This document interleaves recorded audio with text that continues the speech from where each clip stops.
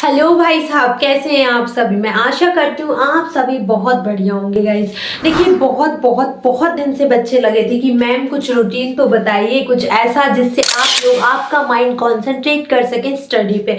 तो मैं उसी के लिए आप लोगों के लिए लेकर आ चुकी हूँ how to focus on study. देखो, आज के टाइम में सबसे बड़ी प्रॉब्लम पता है क्या है कि फोकस कैसे करना है। बिकॉज आज के टाइम में इतनी सारी चीजें हैं, स्नैप है, इंस्टा है। मैं तो पता है, मैं तो ऐसे बहुत सारे बच्चों से कनेक्टेड हूँ जो बोर्ड के हैं और इंस्टाग्राम चल रहा है। हमारे प्रॉब्लम ये बनती है कि भाई हमारा मन तो इंस्टा पे जा रहा है, हमारा मन तो स्नैप पे जा रहा है, अब हम क्या करें। तो जिन बच्चों की बहुत अच्छी मेहनत से पढ़ाई चल रही है, तो कुछ दिन और लोगों को बोलने दो, हमारा तो रिजल्ट सबको जवाब देने वाला है कि नहीं। हम जो है क्या बोलते हैं, जैसे रिजल्ट आएगा मतलब जो एकदम बूम कर देंगे ना, वो वाला सरप्राइज सबको देना है। सारे रिलेटिव्स जो फोन लगा के पूछते हैं ना, तुम्हारा बच्चा तो रील बना रहा है, तुम्हारा बच्चा तो मस्ती कर। भाई देखो, थोड़ा टाइम पास सब कर सकते हैं, ऐसी कोई बड़ी बात नहीं, एकदम फोकस नहीं कर सकते हो, लेकिन अब आपका रियल टाइम है स्टडी का। देखो, क्योंकि आपके पास सिर्फ 2 महीने एक ही जैसे होते हैं मेरे हिसाब। 2 महीने बचे हैं आपके पास, अगर मोटा मोटा हिसाब लगाएं 2-4 दिन छोड़ के, ठीक है। अब अगर आपने 60 दिन में भी अगर पढ़ाई अच्छे से नहीं करी, तो मेरे को तो नहीं लगता है कि आप लोग नहीं कर पाए, है ना। मुझे तो नहीं लगता है कि आप फिर पढ़ पाएंगे, कुछ भी कर पाएंगे। तो रियल में अगर आप लोग पढ़ना चाहते हैं तो इन टिप्स को फॉलो करना स्टार्ट कर दो। बहुत ही छोटे सा पॉइंट है, बहुत ही एक ऐसी चीज जो आप लोग ना मतलब 24 दिसंबर आज से जो ऐसा बना लो आप लोग, क्योंकि कल तो क्रिसमस सेंटा करते निकल जाएगा, फिर इसके बाद छुट्टी आने वाली है सर्दियों की। तो बच्चों का ना रूटीन ही नहीं बन पा रहा है कि पढ़ना किस टाइम पे, करना क्या है। बहुत सारे बच्चे कोचिंग ले रहे हैं, लेकिन फिर भी दिमाग में वो चीज नहीं जा रही है जो जानी चाहिए थी। तो बोर्ड स्टूडेंट्स में सबसे बोलूंगी ये वीडियो जरूर देखें। मैं आपको बताती हूँ अब आपको पढ़ना क्या है, आपका रूटीन क्या होगा, ठीक है। सबसे पहले अब आपका टाइम आ चुका है की पॉइंट्स बनाने का। की पॉइंट्स हर एक लेसन के बना लो आप लोग, किसकी स्टोरी आपने वो 10 पॉइंट पढ़ के आपको पूरी समझ में आ जाएगी, ठीक है।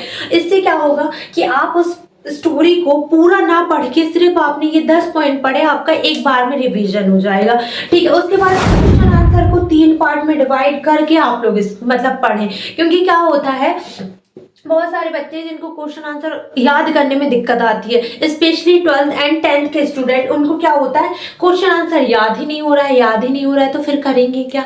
देखो, मैं आपको बताती हूँ, आपको कुछ भी नहीं करना है, बस आपको एक छोटा सा काम करना है एवरीवन। आपको क्या करना है, एक क्वेश्चन के आंसर को मान के चलो ये 5 लाइन का आपका आंसर है, उसे 3 भागों में 3 पार्ट में जो है आपको उसको डिवाइड कर लेना। आपने उसको 3 पार्ट में डिवाइड करना है, फिर आपको टुकड़ों में पढ़ना है। और मैं आपको बता दूं, जब तक आपको वो आंसर याद है, मतलब कहने का मतलब ये है कि याद करने से ज्यादा जरूरी है उस चीज को समझना, ठीक है। उसको आपने जब तक नहीं समझा, मेरे को नहीं लग रहा है कि आप उसको कर पाएंगे। तो जो बच्चे क्वेश्चन आंसर जनरली याद करना चाहते हैं, तो एक तो रट्टा मारना बंद कर दो, नहीं तो एक शब्द बोले और बात खत्म, क्रियाक्रम वही हो जाएगा आंसर का। देखो, आंसर का पोस्टमार्टम नहीं करना है, जो रट्टू तोता जैसे रट लेते हो ना यार, कि आंसर रट रहे हो, एक क्वेश्चन का आंसर आपने बोला और वो वर्ड अगर आप भूल गए तो सारी जो है वहीं पर खत्म खेल हो जाएगा, वो मत करना, ठीक है। आंसर का पोस्टमार्टम मत करना, आंसर को अच्छे से समझना फिर याद करना,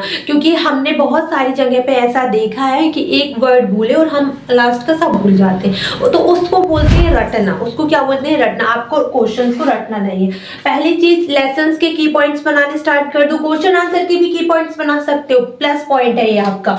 और मैं याद करने की ट्रिक भी दे रही हूँ कि उसको क्या करना है, आपको की पॉइंट्स बना लीजिए। इसके अलावा याद करने का ट्रिक ये है कि याद करने के लिए आपको कुछ नहीं करना है, उसे 3 पार्टीशन में डिवाइड कर लो, ठीक है। उसके बाद उसे याद करो। मैं बता रही हूँ 101% हो जाएगा, क्योंकि फिर आपको वो 3 पार्ट में 5 लाइनें बड़ी छोटी छोटी लगेंगी, ठीक है। ओके, अब आपको नैप का क्या है, नैप क्या है, यहाँ पर नैप से ये मीनिंग है मेरा कि एक छोटी सी हल्की सी नींद ले लो आप।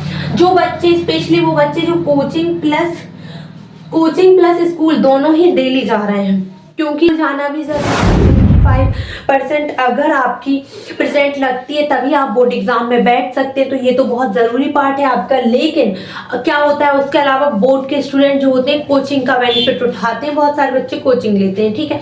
तो आपका क्या होता है, नैप बहुत ज़रूरी होती है। एक छोटी सी प्यारी सी झपकी जो कि हो सकती है 15 मिनट, तो पता है झपकियों में समझ में भी नहीं आते, 15 से 30 मिनट की ये झपकी आप ले सकते हैं, इससे ज़्यादा कोई नहीं लेगा। मतलब आप लोग 30 मिनट अपने लिए ले सकते हैं। कोचिंग से आके खाना पीना खा के पहले लेट जाओ, फिर उसके बाद पढ़ना, ठीक है? क्योंकि फिर तुम देखो इस स्कूल से कोचिंग से टायर्ड होके आ रहे हो, फिर सोच रहे हो अभी हम पढ़े तो कैसे पढ़ोगे, है कि नहीं? अभी तो नहीं पढ़ सकते हो आप, ठीक है?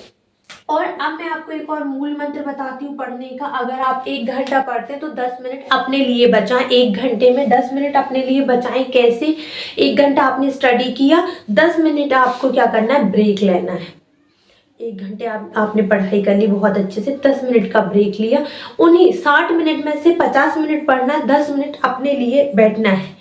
रील स्क्रॉल कर लो। अगर आपको ये लत ना हो कि 1 घंटे से पहले रील बंद नहीं होती है, क्योंकि मुझे पता है कि रील अगर चालू हुई तो 10 घंटे, मतलब 1 घंटे 2 घंटे 3 कैसे निकल जाते पता नहीं चलता। मन हमारा बहुत ही चंचल है, ठीक है? हमारे गुप्ता सर बोलते थे हमारा मन बड़ा चंचल है जनाब, आप लोग ना निकल नहीं पाएंगे इससे, है ना? तो वो सही बोलते हैं, क्योंकि अगर आप लोग किसी से बात करते हो, ठीक है, तो अगर आप बात करना स्टार्ट करते हो, कहाँ 1 घंटा निकल जाए पता ही नहीं चलेगा, है ना?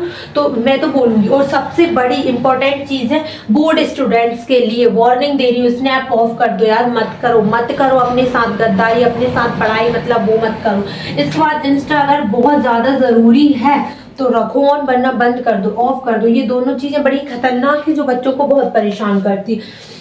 और अगर बंद नहीं हो पा रहा है, ठीक है, तो अगर आप जब पढ़ते हो तो ठीक है, अगर आपको पढ़ना रहता है, आप सही में पढ़ते हो, तो पहली चीज़ अगर यूट्यूब से पढ़ते हो तो यूट्यूब की वीडियो को पहले से डाउनलोड करके रखा करो, ठीक है? वीडियो को ही डाउनलोड कर लिया करो और फिर डाटा ऑफ करके पढ़ा करो। और अगर इतना ज़रूरी होता है तो नोटिफिकेशन ऑफ करें। सारे जो जितनी भी चीज़ें हैं जो आपको परेशान करती हैं उनकी नोटिफिकेशन ऑफ करें, क्योंकि आपको पता ही नहीं चलेगा कि क्या हो रहा है उस ऐप में, तो फिर आपका जाने का मन नहीं करेगा। अगर आप YouTube से स्टडी करते हैं, ऑनलाइन क्लासेस लेते हैं, तो प्लीज़ रिक्वेस्ट करूंगी कि आप लोग इस नोटिफिकेशन को ऑफ रखें। ये बहुत बड़ी बीमारी है, जैसे नोटिफिकेशन आती है हमारा मन हो जाता है। मेरा ही ले लो, अगर मैं 24 आवर्स भी अगर मतलब काम करती हूँ मोबाइल पे, जैसे मेरा जो वीडियो शूट होता है और जितनी भी चीज़ें हम लोग वीडियो जो होती है सारी चीज़ें मोबाइल से कवर करते हैं, ठीक है? तो मेरा मोबाइल से ज़्यादा काम होता है। अभी मैं क्या करती हूँ कि जैसे किसी का नोटिफिकेशन आया मैं चली जाती हूँ, मेरा खुद का पर्सनल बता रही हूँ। तो मैंने क्या किया, मैंने भी यही वाली तरकीब उठाई है, मैं नोटिफिकेशन ऑफ कर देती हूँ, ठीक है? जो सबसे ज़रूरी व्यक्ति हैं उनके ही ऑन रहते हैं, उनकी ही चीज़ें देखी जाती है, अदरवाइज कोई जो इम्पोर्टेंट नहीं है, मतलब 1-2 व्यक्ति जो होते हैं हमारे जीवन में पर्सनल होते हैं कि भाई चलो हमारी दीदी हमें बात कर ले, क्योंकि अब ये मासी वासी नए नए बने हैं तो अभी हमारी बच्ची से बड़ा लगाव रहता है, हमें उसका जो है फ़ोन भी उठाना रहता है, सब कुछ करना रहता है, ठीक है? तो वो एक अलग प्रायोरिटी होती है। आपकी जो प्रायोरिटी है 1-2 जन, उनको साइड में रख के सबको ऑफ कर दो, ठीक है? क्योंकि मन बड़ा चंचल है, मन चला जाएगा उन सब की ओर, है ना? तो वो नहीं जाना चाहिए आपका, ठीक है? तो नोटिफिकेशन ऑफ करके रखिए। और मैं तो बोलूँगी कि अगर 60 दिन के लिए प्रायोरिटी को भी हटा वटा दोगे ना तो तुम जीत जाओगे। प्रायोरिटी को अगर तुमने हटा दिया, साइड में रख दिया ना, तो आपका जो मतलब अगर आपने टारगेट 98 किया है ना तो आपका 98 ही आना है, आपका परसेंट डाउन नहीं जाएगा। लेकिन तरीका ये है कि आप शॉर्ट्स में पढ़ना स्टार्ट कर दो, की पॉइंट्स पढ़ना स्टार्ट कर दो। इसके अलावा सिलेबस कवर कैसे करेंगे उस पर से हम एक अलग वीडियो बनाएंगे। अभी मैंने आपको बताया है, आपकी 24 दिसंबर से आपका रूटीन बता रही हूँ कि इस टाइप से आपको पढ़ना स्टार्ट करना है और क्या क्या चीज़ें ऑफ करनी है, कैसे आपको फोकस करना है स्टडी पे, ठीक है? किस टाइप से आप स्टडी पे फोकस कर सकते हैं, इसलिए मैंने ये वाली वीडियो आपके लिए। तो ये बताओ पसंद आई कि नहीं वीडियो, समझ में आया? बहुत ही हल्का फुल्का सा था, बहुत ही सिंपल है। की पॉइंट्स बना लो, क्वेश्चन आंसर को 3 पार्ट में डिवाइड करके याद करना स्टार्ट कर दो।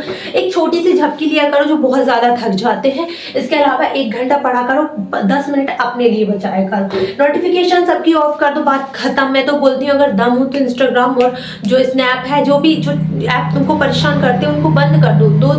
2 महीने तक जो है अकाउंट डिलीट कर दो। उसके बाद बढ़िया जब रिजल्ट मतलब कि जैसे पेपर होंगे उसी दिन जाकर ऑन कर लेना। जितनी स्टोरी लगानी थी 60 दिन में वो एक ही दिन में लगा देना, ठीक है? आई होप कि वीडियो पसंद आया होगा। अगर वीडियो पसंद आया तो भाई साहब जल्दी से जाइए, लाइक करिए, शेयर करिए एंड अपने फ्रेंड्स के साथ शेयर करना नहीं भूलना है।